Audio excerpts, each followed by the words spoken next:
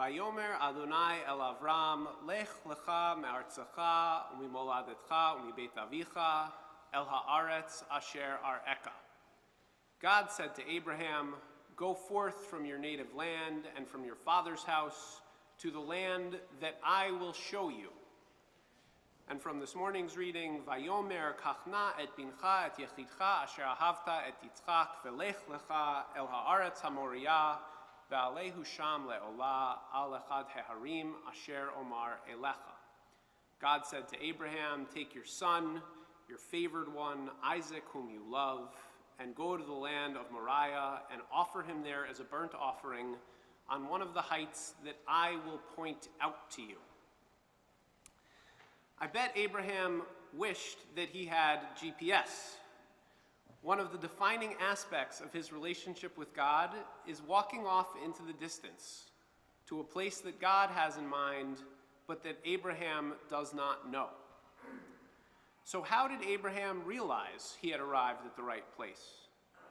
What exactly did he see when the text later describes that he looked up and saw the place from afar?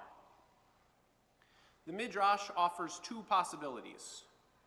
The first is that he saw a cloud attached to the mountain, and upon noticing that, he said, "It appears that this is the place where the Holy One told me to offer up my son." I love that little detail describing Abraham's realization. Abraham is still getting to know God, and so he is unsure what sort of sign God might show him. A cloud hanging low on a mountain? Oh, that looks right. I guess this might be the place. The cloud as a marker, however, is kind of the obvious choice. A cloud, after all, is how God manifests God's presence to the Israelites throughout their time in the wilderness. The Ber Mayim Chaim, the Hasidic commentary written by Rabbi Chaim Tyrer of Chernovitz at the turn of the 19th century, offers an alternative. He writes that what Abraham saw was the light that God created at the outset of creation. Light that could be seen from one end of the world to the other, emanating from the mountain. Imagine the mountain as a lighthouse, with a bright and powerful beacon that could be seen the world over. Even though God gave Abraham vague directions, Abraham always knew exactly where he was going. He could see his destination from anywhere on earth. The story of the Jewish people is reflected in Abraham's journeys. There has been a tremendous amount of wandering and traveling, beginning with 40 years in the desert and continuing in 2,000 years of exile. Yet one of the strengths of the Jewish community has always been its ability to see that beacon of light from one end of the earth to the other, to find a sense of place. Rabbi Art Green describes all of human history as a search for a place that feels like home. Adam and Eve were exiled from Eden, and since then, we have been trying to find our way back. The book of Genesis, Green writes, serves as a prologue to the rest of the Torah, indeed to all of Jewish history. From Exodus onward, the Jewish people's task is that of homecoming, of restoring and enhancing that bit of wholeness it had. Torah is the tale of our search for home. This is most obviously present in the longing for and dream of the land of Israel, that mystical, magical, history-rich homeland promised by God to Abraham and Sarah and their descendants, sparked hope in the future for the Jewish community living in diaspora for most of Jewish history. Longing for the promised land, however, has not prevented the Jewish people from thriving wherever we find ourselves, despite persecution and adversity. Perhaps the greatest work of Jewish scholarship of all time, the Babylonian Talmud, is known for where it was created, in the Babylonian exile. The Talmud's longevity has far exceeded that of the Babylonian Empire for which it was named, and its importance in Jewish life far eclipses that of the Jerusalem Talmud, composed contemporaneously in the ancient land of Israel. It's important to note that the Babylonian Talmud is a product and a reflection of Babylonian society. The rabbis of the Talmud were reshaping and redesigning Judaism in the communities in which they lived and in response to their cultural milieu. Establishing themselves in that place, creating houses of worship, houses of study, community, customs, laws, allowed them to respond to their own exile with resilience and ingenuity. Rosh Hashanah offers us a useful lens through which we can see how similar adaptation has occurred for Jewry across the world. The book of Nehemiah recounts the earliest recorded celebration of Rosh Hashanah. When Ezra the prophet read to the gathered masses of Israelites from the Torah on the first day of the holiday, they wept. According to the medieval commentator Rashi, the people were weeping upon hearing the words of the Torah read aloud because they realized they had not upheld the commandments properly. They were feeling despair. But Ezra gave them comfort in community and ritual. He said to them, "This day is holy to the Lord your God. You must not mourn or weep. Go eat choice foods and drink sweet drinks and send portions to whoever has nothing prepared, for the day is holy to our God. Do not be sad, for your rejoicing in Adonai is the source of your strength." There are echoes of our own Rosh Hashanah observances here. We throw our doors open and invite people in, and we eat sweet things. Honey is everywhere, including the hundreds of honey sticks Noah, Mac, and I procured to make sure no child's hands are left unsticky. But in fact, the custom of eating apples dipped in honey is only first recorded in the 14th century, when a rabbi named Jacob ben Asher noted it as a popular New Year's custom in his native Germany. About 100 years later, his words were repeated in what became the authoritative Ashkenazi law code to this day, and here we are. Apples and honey is the de facto Rosh Hashanah theme and food in the Ashkenazi world.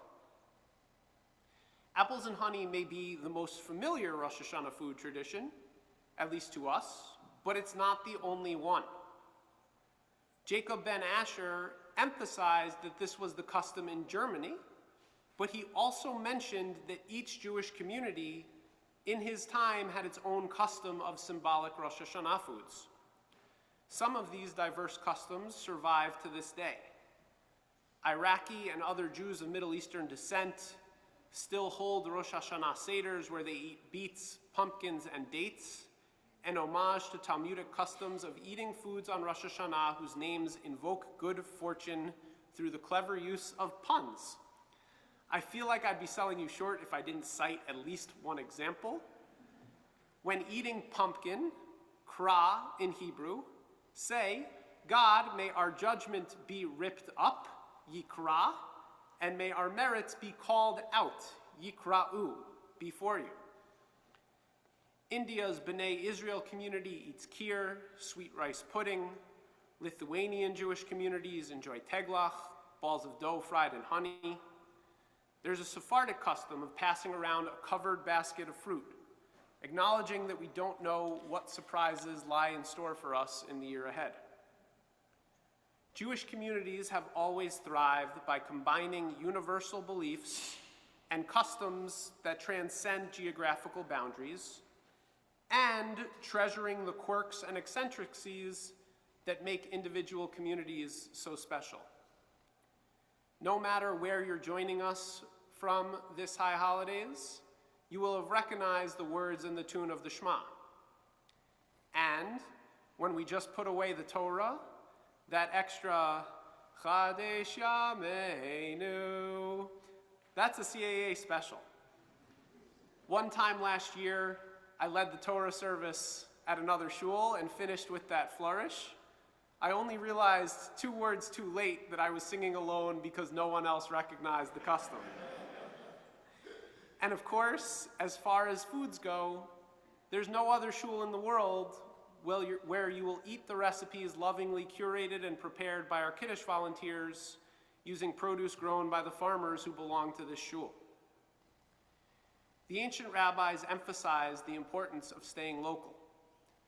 Jewish law discourages traveling more than 2,000 cubits, a bit more than half a mile, outside of your town on Shabbat.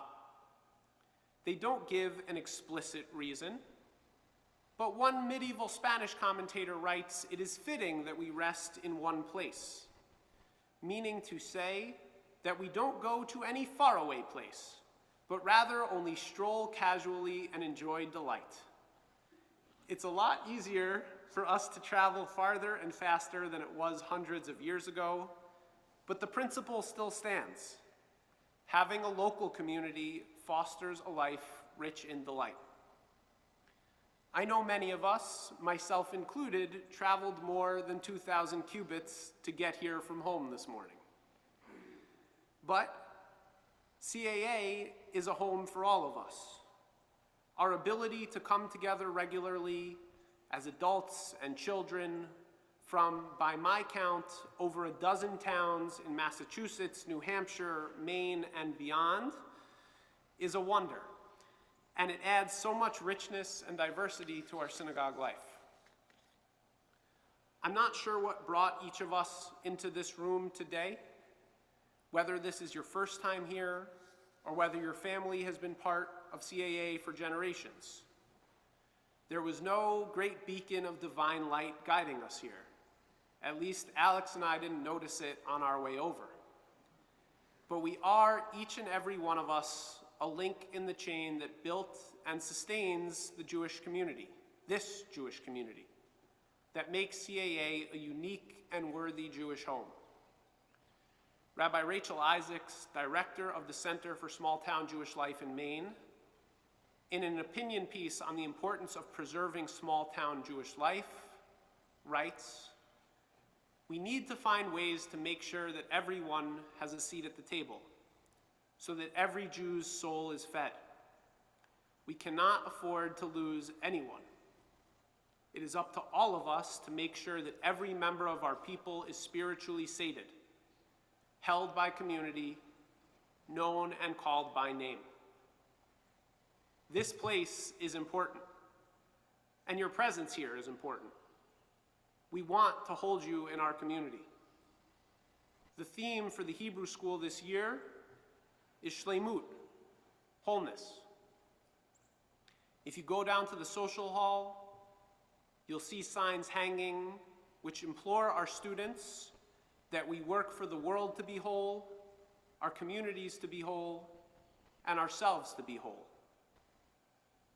That's represented by an outline of a person and a globe, each a compilation of puzzle pieces of all sizes, shapes, and colors. Whether you are here weekly, or if the high holidays may feel like the only time your piece fits in the puzzle, I promise that there is more that CAA and the Jewish world have to offer you. I want this to be a place where you feel inspired to discover that and where we can all be whole together. What Abraham discovered and what we can discover together is that, in the words of Lewis Carroll, if you don't know where you're going, any road will take you there. Shana Tova.